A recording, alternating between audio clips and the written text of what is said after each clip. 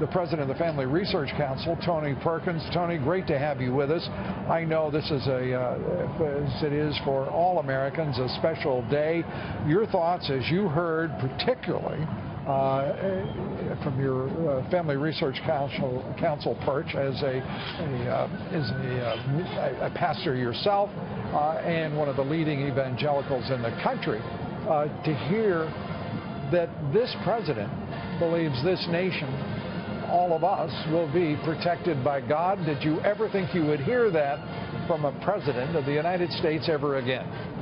Well, I have to tell you, Lou, it was very encouraging. I had the privilege of being on the platform there with a number of members of Congress, and to hear not only the prayers, the scripture reading, but then the president's unequivocal words of same words you heard on the campaign trail. He's not backed off. But you know what? I think he has the ability to say that God will bless America, because I think he has an intentionality about him to make America a nation that God can bless. And one of the wisest kings that ever reigned, Solomon, in the book of Proverbs, said that righteousness exalts a nation. And I think you're going to see a return to that as he allows religious freedom in this country for Christians and others to live according to their faith. I do believe that God will bless America again. Yeah, I think, frankly, one could argue we've been very blessed to survive some of what we've had to contend with over the years. I still believe that we've been protected throughout. It may have been tough sledding for lots of folks, but I think that we're on the way. I like the idea that you're describing a righteous path forward. This is also a president who made there was no equivocation in any part of his speech. Do you know the other thing? And there is the vice president saluting as well. I have to say, now you're an old Marine officer. You've got to be very proud of the way those two men are saluting as these military units parade by.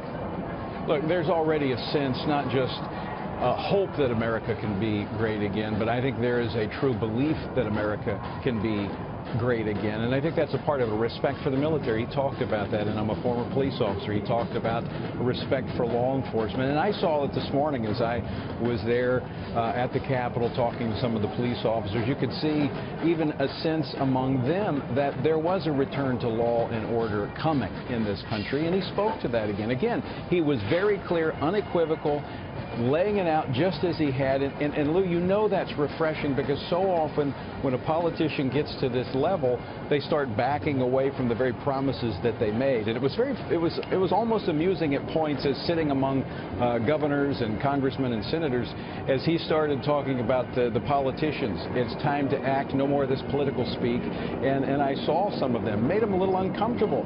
But I think he's going to make them work, and he's going to make Congress deliver on these promises that have been made. You know, you made a comment talking about some people may have to learn the hard way, referring to Congress, and particularly the opposition in the form of the Democratic leadership. They may have to learn the hard way going forward how to deal on these issues, because he means to succeed. There is no other option on the table, and I think that it's one of the curious things to me.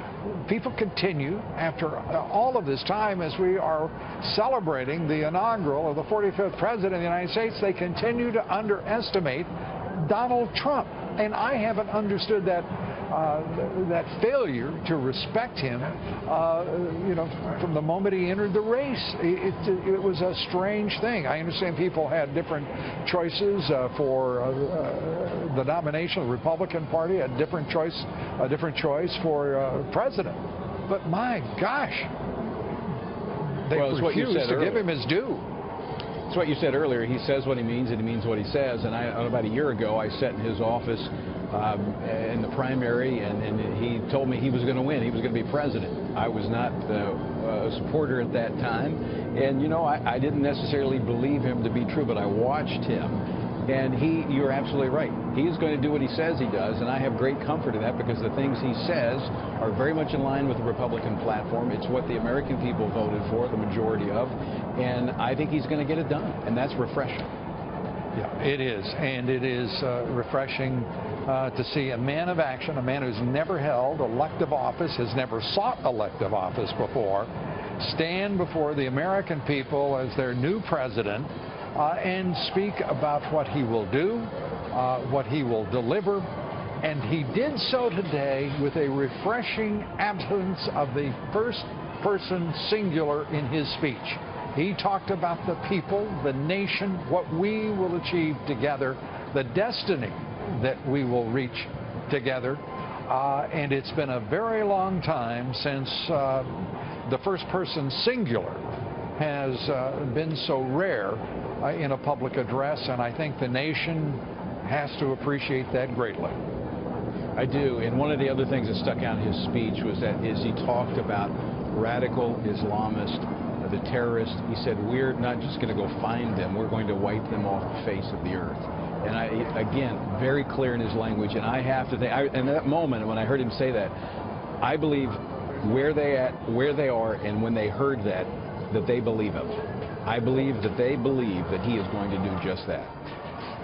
Yes, and it's the first time that a president, and I'm trying to think back to George W. Bush, but I believe that it is 16 years in which the expression radical Islamist has been absent from the public words of a president, despite the fact that the September 11th occurred, and one would have expected almost immediately. So 16 years, 8 of them Republican, 8 of them Democrat. Now a president has not only named the enemy, but declared that the enemy will be, as you said, wiped off the face of the earth.